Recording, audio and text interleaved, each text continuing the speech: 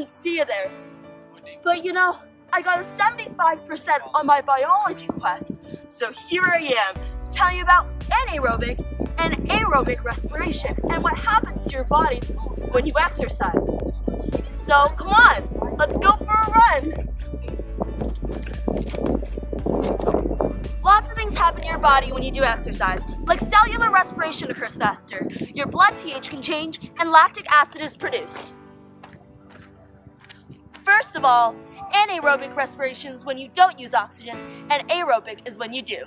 Easy peasy, bio vocabulary.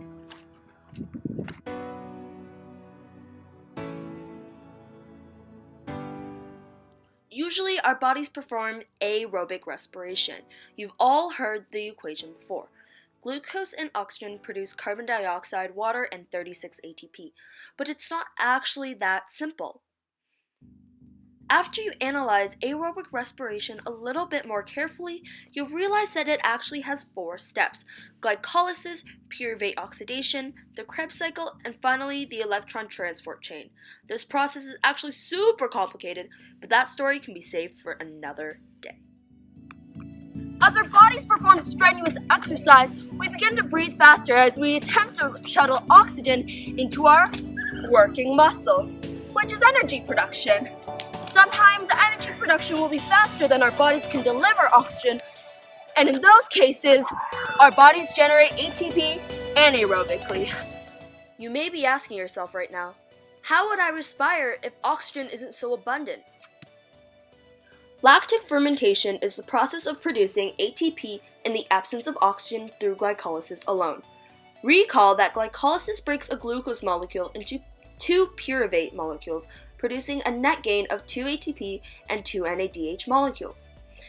Lactic acid fermentation converts the 3-carbon pyruvates to the 3-carbon lactic acid and regenerates NADH plus in the process, allowing glycolysis to continue to make ATP in low oxygen conditions.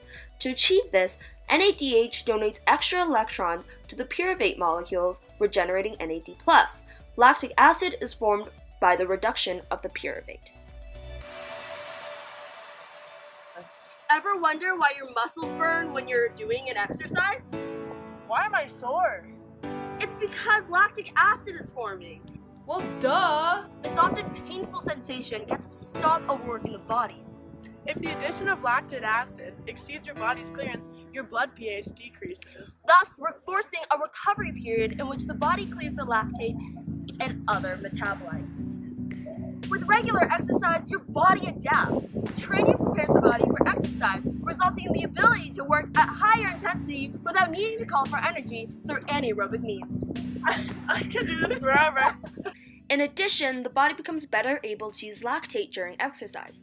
Lactic acid enters into the mitochondria of the muscle cell, where aerobic respiration occurs. With training, the body is able to move more lactic acid into the mitochondria and use it for aerobic respiration, reducing the amount released into the bloodstream.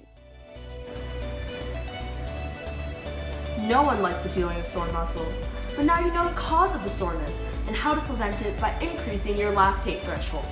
So remember, exercise in moderation and take plenty of rest days. And soon, your body will be able to do physical activities easy peasy, lemon squeezy. Honestly, I'll probably never do this much physical activity again until I have to do another bio project.